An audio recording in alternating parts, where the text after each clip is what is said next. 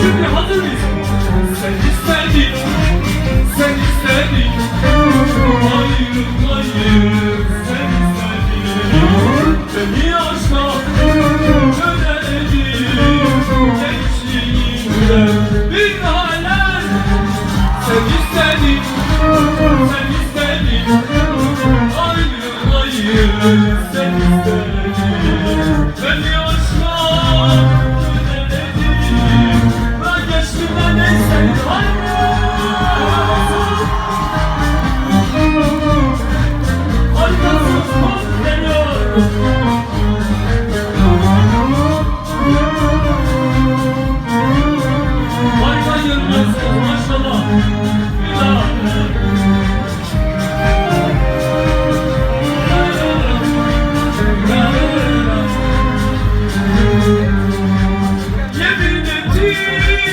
bundan sonra sana seni alacağım.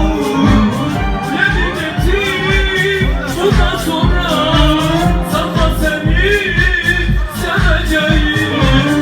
Elbet bir gün beni sever bir sevgili bulacağım. Elbet bir gün beni sever bir gariban bulacağım. Şimdi sen istedin, sen istedin. Ayrılmayı sen istedin.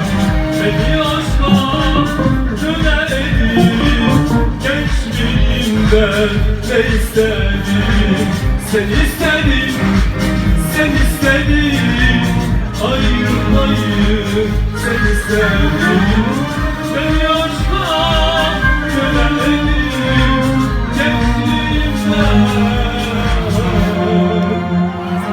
Gençliğimden ne? Sesini istiyorum gençliğimden.